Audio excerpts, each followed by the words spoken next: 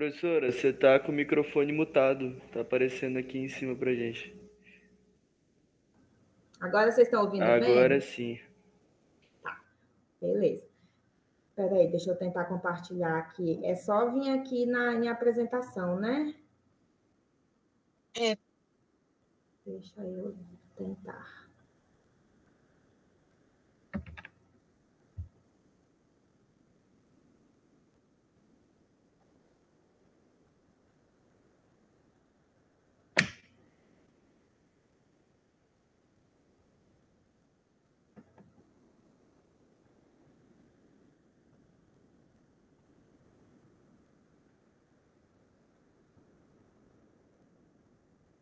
Onde que vai, gente, para colocar essa aula?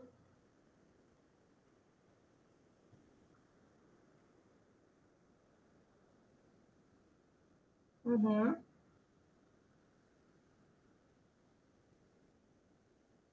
Ah, tá.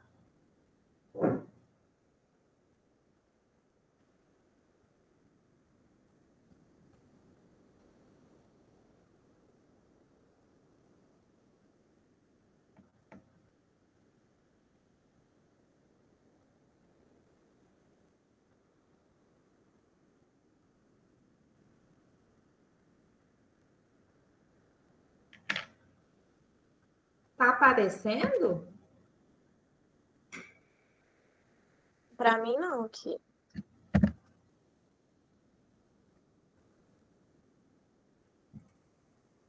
Ai, Jesus. Espera lá. Acho que agora vai.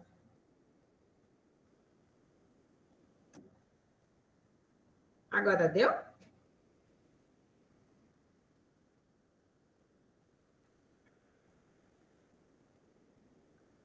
Apareceu, né?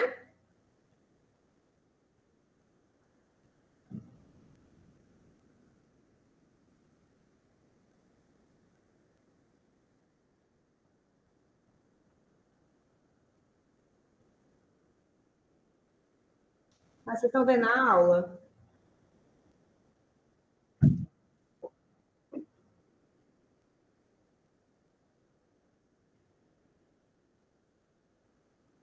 Tá, mas agora tá indo? Tá, beleza. Deixa eu ir aqui lá no nosso slide. A gente ia começar a falar sobre o diagnóstico e terminar com o tratamento, né?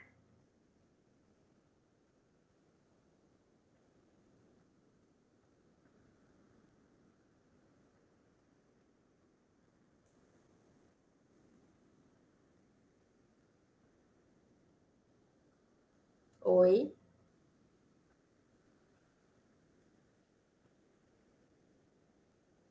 Gente, peraí, que meu computador travou aqui. Pera lá.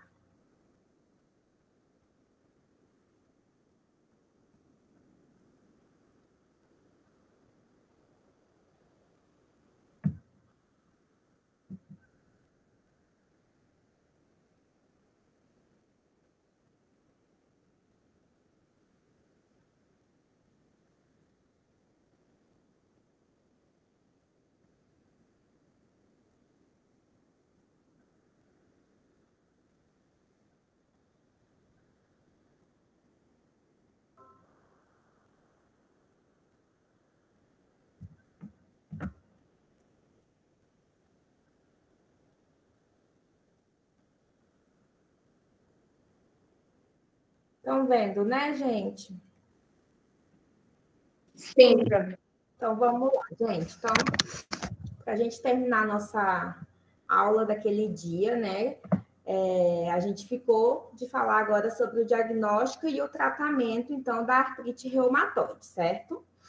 Então, para a gente fazer o diagnóstico dessa doença, como eu tinha falado para vocês, tudo dentro da reumatologia é a associação de vários critérios.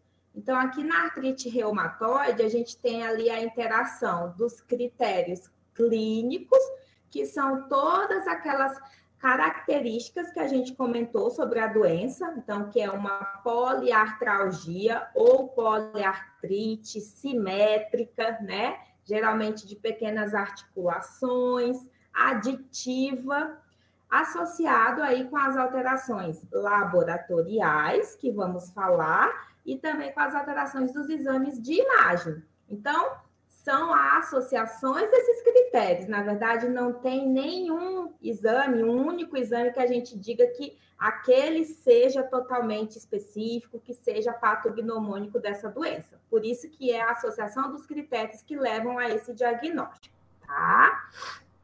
No momento do diagnóstico, a gente também tem que evidenciar a presença do que a gente chama de sinovite clínica ativa, tá? Em pelo menos uma articulação. Então, vocês vão ouvir falar muito sobre essa palavra sinovite aqui na reumatologia. Porque sinovite, na verdade, é o termo que a gente usa para descrever aquela articulação que está com sinais flogísticos, com sinais inflamatórios. Então, aquela articulação com edema, com calor, com rubor, além da dor, que é a principal característica, certo? Todos esses critérios, para a gente pensar nesse diagnóstico de artrite reumatoide, a gente tem que excluir também a possibilidade de outras doenças que possam causar sinovite, que possam causar artrite ativa, porque não é apenas a artrite reumatoide que causa uma artropatia inflamatória autoimune, a gente sabe, né? Então, foram elaborados vários estudos, vários critérios, e os últimos que a gente tem disponíveis são os critérios ACR e EULAR. ACR é tipo a Associação Americana de Reumatologia, é a sigla para Colégio Americano de Reumatologia, e EULAR é o Colégio Europeu de Reumatologia. Então, a gente segue muito esses dois colégios, essas duas diretrizes aí, tanto para diagnóstico e tratamento das doenças reumatológicas. E os últimos critérios que foram disponibilizados para o diagnóstico de artrite reumatoide, que foi em 2010, a gente até fala que eles não são diagnósticos, né? Na verdade, eles são classificatórios. Aqui nessa tabela, a gente consegue ver, então, esses critérios classificatórios aí para artrite reumatoide, tá? Então, aqui, ó, nessa observação. Primeiro, para a gente aplicar esses critérios, a gente tem que ter a suspeita clínica, né? Então, o paciente com queixas articulares de característica inflamatória. E no exame físico, a gente tem que visualizar pelo menos uma sinovite ativa, então pelo menos uma articulação com aquela característica inflamatória no momento do exame físico, né? Sendo que essa sinovite não pode ser explicada por outro motivo ali naquele momento, né? Por isso que entra aí as questões dos diagnósticos diferenciais. Então, a gente tem aí a suspeita clínica. A partir disso, a gente aplica esses critérios com esses 4 itens, tá? Então, primeiro, a gente vai avaliar aqui o acometimento articular. E aí existem as pontuações. Então, se a gente tem uma grande articulação sendo acometida, uma única grande articulação, por exemplo, um joelho, né? Como eu falei, qual que é a principal característica de artrite reumatoide? Não é uma poliartrite? Então, geralmente são várias articulações, geralmente são pequenas articulações. Então, se eu tenho só uma grande articulação com característica de sinovite, é muito pouco provável o diagnóstico de artrite reumatoide. Então, se eu tenho só uma articulação, uma grande articulação, o paciente pontua 0 aqui nos critérios classificatórios, tá? Vocês estão entendendo? Sim. Agora, se a gente tem de 2 a 10 grandes articulações sendo comprometidas, o paciente pontua 1. Se eu tenho de 1 a 3 pequenas articulações, o paciente pontua 2. Se eu tenho de 4 a 10 pequenas articulações, o paciente pontua 3. E se eu tenho mais que 10 articulações, de forma geral, entre articulações grandes e pequenas, sendo acometidas, sendo que obrigatoriamente pelo menos uma tem que ser pequena articulação, o paciente vai pontuar 5, certo? Além da avaliação do acometimento articular, aqui nesses critérios, a gente também avalia a sorologia, que são as dosagens dos autoanticorpos que podem ser encontrados nesses pacientes com artrite reumatoide. Então, a gente até comentou lá na nossa primeira aula, que foi a aula de exames laboratoriais. Aqui na artrite reumatoide, a gente tem dois principais anticorpos, que são o fator reumatoide e o anti-CCP, certo? Então, são eles que a gente avalia aqui nos critérios. Caso o paciente seja fator reumatoide negativo e anti-CCP, que também pode ser chamado de ACPA negativo, ou seja, os dois anticorpos negativos, o paciente pontua 0, tá? Se ele tem pelo menos um positivo, ou o fator reumatoide ou o anti-CCP, ele pontua 2. E se ele tem ou o fator reumatoide positivo ou o anti-CCP positivo, só que em altos títulos, ele vai pontuar 3. Outra coisa que a gente avalia é a duração dos sintomas. Aqui o paciente ele tem que ter uma poliartrite simétrica crônica, tá? Então, não é uma semana de dor. O paciente ele tem que ter maior que 6 semanas, pelo menos, de duração desses sintomas. Então, se ele tem sintomas articulares menor que 6 semanas, ele pontua 0. Maior ou igual que 6 semanas, ele pontua 1. E aí, por último, a gente também inclui aqui nesses critérios a avaliação das provas de atividade inflamatória, que são aqueles exames inflamatórios que a gente também comentou na aula de exames laboratoriais. Aqui a gente avalia principalmente os valores do PCR e do VHS. Então, se o PCR e o VHS estão normais, o paciente pontua 0. Se o PCR ou o VHS estão anormais, o paciente pontua 1. Então, assim, a gente faz toda essa avaliação aqui pelos critérios ACR ou lá. Fazendo toda essa avaliação, no total, o paciente tem que ter maior ou igual que 6 pontos para ser classificado aí para um diagnóstico de artrite reumatoide, certo? Vocês entenderam aqui, gente?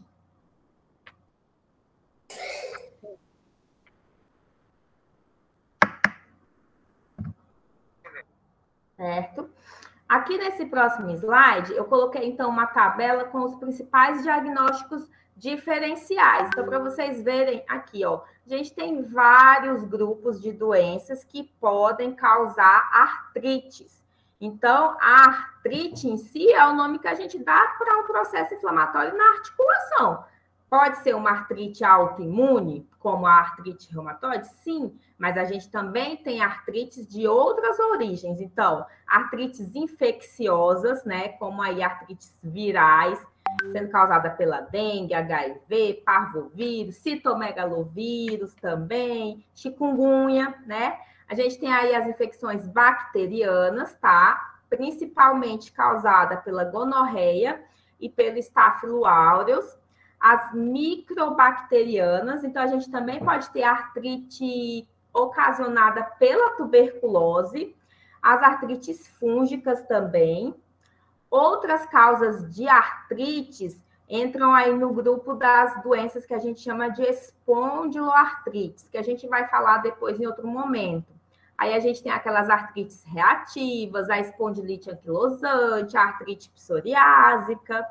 As doenças reumáticas sistêmicas também podem causar artrite. Então, o lúpus, um dos sintomas do lúpus é a artrite também.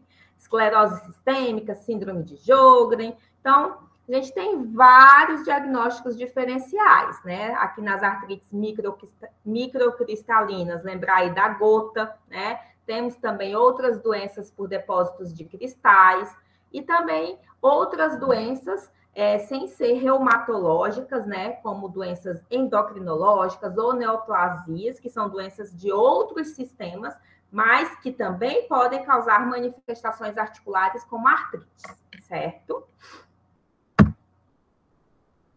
O que a gente considera de critérios para dizer que o paciente com artrite reumatoide tem um mau prognóstico?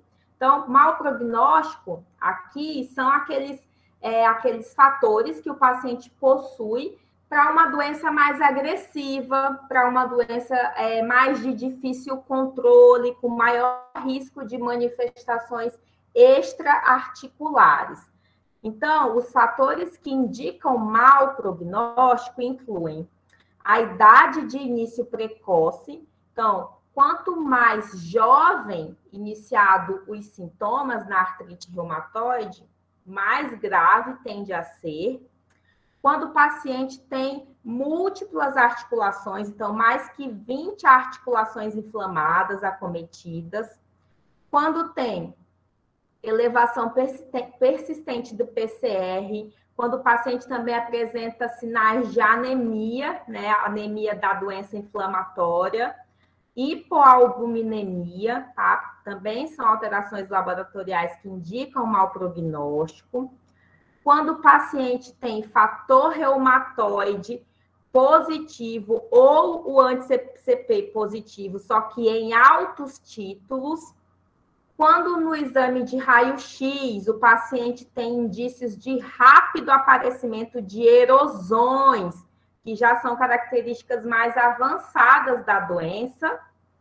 Quando tem também a presença de envolvimento extra-articular, então aqueles pacientes que têm nódulos reumatoides, que apresentam vasculite, ou síndrome de Felt, ou de Sjögren associado, tá? Tendem a ter doenças mais graves. E também quando eles possuem a presença daquele epítopo compartilhado, que é a positividade deste gene, que é o HLA-DRB1, tá? Indica também pior prognóstico, certo? E o tratamento, então, gente? Todas as doenças, né? A gente sabe que existe a terapia medicamentosa, mas também tem a terapia não farmacológica, que é essencial, né? Para todo tratamento. Então, aqui não é diferente. A educação do paciente é essencial. Então, o paciente ele tem que conhecer a doença que ele tem. Então, ele tem que entender, mesmo que de forma leiga, né? O que é artrite reumatoide, os sintomas que essa doença pode causar. Então, a gente sempre tem que explicar, porque a maioria dos pacientes pensa artrite, né? É só articulação. Os pacientes, eles não correlacionam que essa doença pode acometer pulmão, pode acometer os olhos, pode acometer a pele. Então, a gente, como médico, tem que passar essas informações de forma clara para o paciente, porque ele tem que entender a doença que ele tem, os sintomas que ela pode causar, para a gente fazer um acompanhamento de forma mais abrangente. Aí entra também a questão das intervenções psicossociais, né? A questão de receber um diagnóstico de uma doença autoimune crônica que não tem cura, que dependendo da gravidade pode evoluir com deformidades, então o acompanhamento psicológico é essencial. A importância dos exercícios físicos, da fisioterapia, terapia ocupacional, além do aconselhamento dietético. Então, é a junção de toda essa terapia não farmacológica que é muito importante para o tratamento. Tudo isso junto visa aí a redução dos riscos cardiovasculares e também de osteoporose. Esses pacientes com artrite reumatoide, eles possuem aumento do risco cardiovascular e de desenvolverem osteoporose a longo prazo também. E aí, a gente fala sobre a terapia farmacológica, então, onde temos aqui, ó, uma série de classes de medicamentos. Então, a gente pode fazer aí o uso de anti-inflamatórios não esteroidais? Pode, né? No início só, como medicação analgésica ali, para alívio de dor nas crises, né? Não é uma medicação específica. Os glicocorticoides, eles também são medicações que devem ser de uso temporário. Geralmente a gente deixa muito aí uma prednisona, que é um glicocorticoide, no início do diagnóstico, porque o corticoide ele tem uma ação rápida para controlar a dor, para controlar o processo inflamatório, né, de forma rápida, enquanto as medicações específicas não começam a fazer efeito, mas assim que possível, né, e é sempre o objetivo, é a gente seguir com o desmame desses glicocorticoides, né, para deixar o paciente sem prednisona, por exemplo, apenas com a terapia padrão, né? Aí a gente tem as chamadas drogas modificadoras do curso de doença, tá? Que aí a gente tem essa sigla, né? DMCD. Então, drogas modificadoras do curso de doença. O que é isso? Então, são essas medicações específicas para o tratamento de artrite reumatoide, que, além de controlar a dor e a inflamação, como o próprio nome diz, elas são modificadoras do curso de doença. Então, a gente freia a progressão da doença com essas medicações. Então, não é só controlar dor e inflamação, a gente impede com que a doença progrida com surgimento de erosões e com surgimento de deformidades. É esse o objetivo do tratamento, né? Aí a gente tem, dentro dessas drogas modificadoras do curso de doença, 2 subgrupos medicamentosos. Aqueles que a gente chama de sintéticos e os biológicos. Os sintéticos, eles são medicações via oral, né? Que possuem moléculas que foram sintetizadas em laboratório, que são comprimidos mesmo. Os biológicos, eles são feitos de autoanticorpos, de porções de imunoglobulina, possuem também na sua formação algumas partes murinas de rato, outras humanas, associações dessas moléculas humanas e murinas, por exemplo, por isso que a gente fala que é biológico, tá? Aí, desses sintéticos, a gente tem os imunossupressores. Então, alguns exemplos. Azatioprina, ciclofosfamida, ciclosporina, tá? Essas daqui, esses imunossupressores, eles são menos eficazes para tratar os sintomas de artrite, de artropatia inflamatória mesmo. Geralmente, eles são usados para outras manifestações, geralmente manifestações extra-articulares, né? Então, quando tem vasculite ou quando tem comprometimento pulmonar, por exemplo, para controle do quadro articular, esses 3 imunossupressores aqui, eles possuem baixa eficácia, tá? Então, mais para as manifestações extra-articulares mesmo. Então, agora fazendo aqui um breve detalhe sobre essas outras classes que eu estava falando para vocês, né? Os glicocorticoides aí, mais uma vez, eles são coadjuvantes no tratamento da artrite reumatoide. Geralmente, a dose que a gente objetiva deixar é uma dose menor do que 15 miligramas dia de prednisona, tá? E aí, ela é usada principalmente aí nesses períodos de atividade de doença, sempre objetivando o desmame, como eu falei. Os anti-inflamatórios, né, são mais analgésicos ali, que ajudam a reduzir processo inflamatório e dor de forma temporária. Dentre as drogas modificadoras do curso de doença, como eu estava falando para vocês, a gente tem aqui os sintéticos, né? Dentre os sintéticos, a gente tem algumas medicações, que são, as principais dela, o metrotrexate, a leflunomida, a sulfasalazina, a hidroxicloroquina, e o tofacitinib, certo? Então, todas essas daqui são medicações modificadoras do curso de doenças sintéticos. Então, assim, a partir do momento que a gente fecha o diagnóstico de artrite reumatoide, uma dessas medicações deve ser prescrita no momento do diagnóstico, porque elas são modificadoras do curso de doença, certo? Quando a gente inicia uma dessas medicações, elas demoram para começar o efeito real delas. Então, ali em torno de 6 a 8 semanas que elas começam a agir. Por isso que a gente deixa os glicocorticoides também no início do tratamento, associado a uma dessas drogas sintéticas. Após o início ali dessas medicações, a gente tem que fazer reavaliações clínicas frequentes. Então, ali a cada 30 a 90 dias, a gente vai reavaliar o paciente para vermos se estamos conseguindo atingir a meta, né? Que é controle clínico, queda nas provas inflamatórias, certo? E aí a gente tem as classes dos biológicos. Geralmente, os imunobiológicos, eles não são prescritos de cara, ao contrário dos sintéticos, que no momento do diagnóstico, um deles já deve ser prescrito. Os imunobiológicos, aqueles são reservados mais para aqueles pacientes que têm uma persistência na atividade inflamatória da doença, mesmo após o uso dessas medicações sintéticas, tá? Então, aí a gente pode progredir na escala do tratamento e iniciar alguns dos agentes imunobiológicos.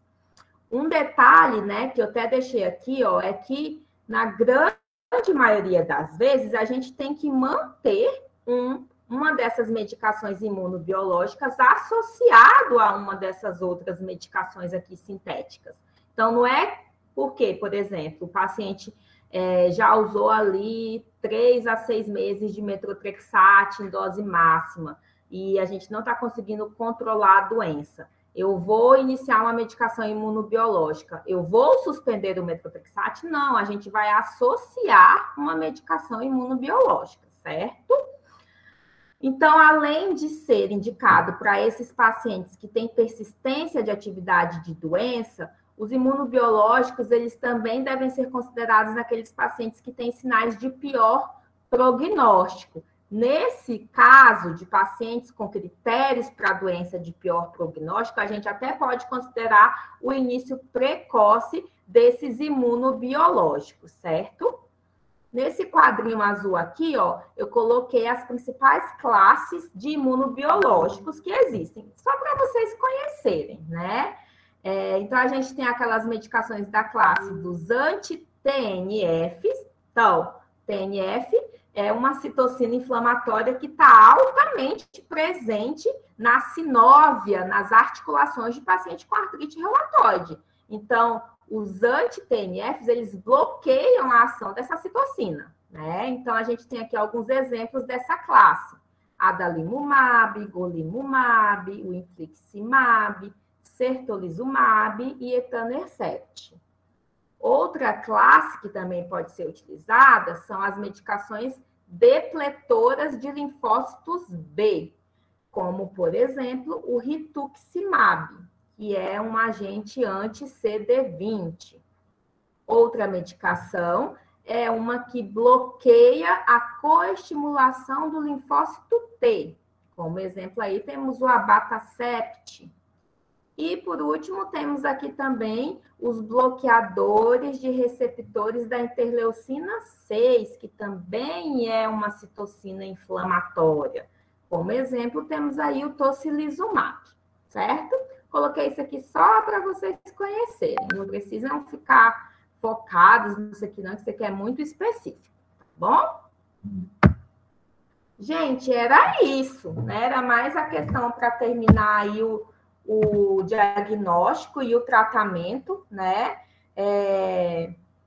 Vocês estão com alguma dúvida? Entenderam? Querem fazer alguma pergunta? Professora, Diga.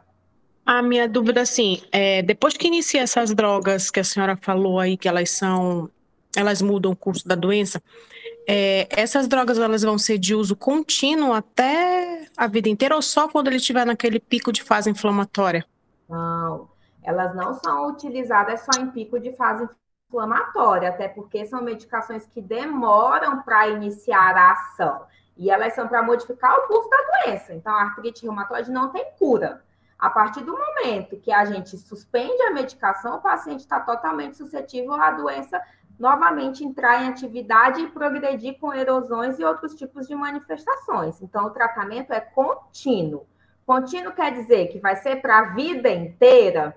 Depende. Eu sempre falo isso, para a vida todinha é muito tempo, mas no mínimo, né, os livros, eles não têm uma concordância, mas o que a gente vê é, no mínimo, 5 anos seguidos, tá?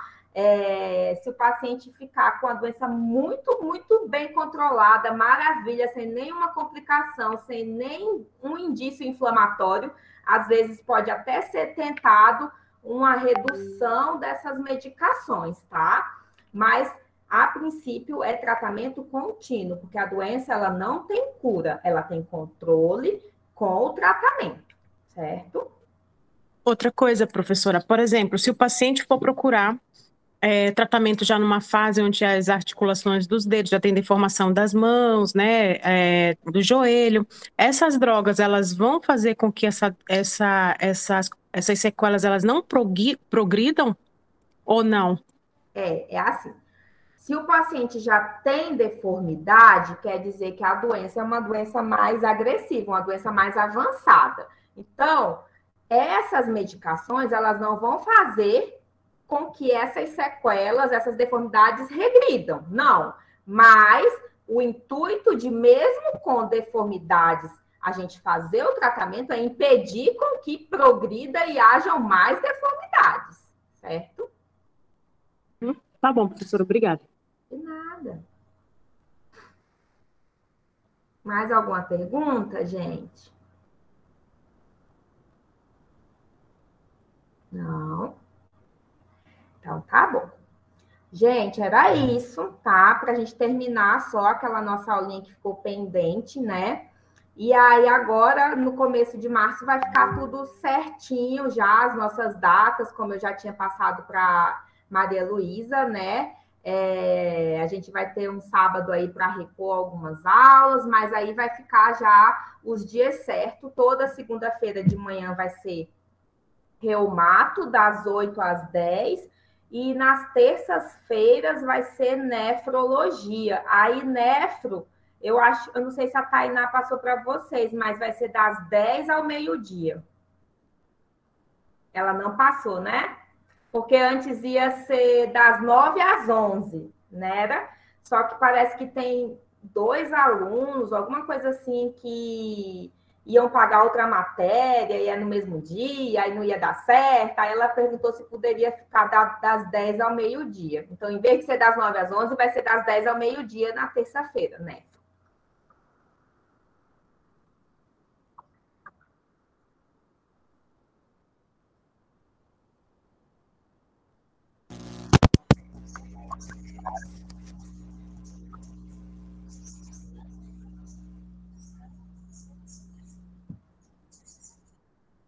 Então, eu não sei se é esse, porque ela falou que não daria para a gente começar às 9, aí ela pediu para que fosse às 10.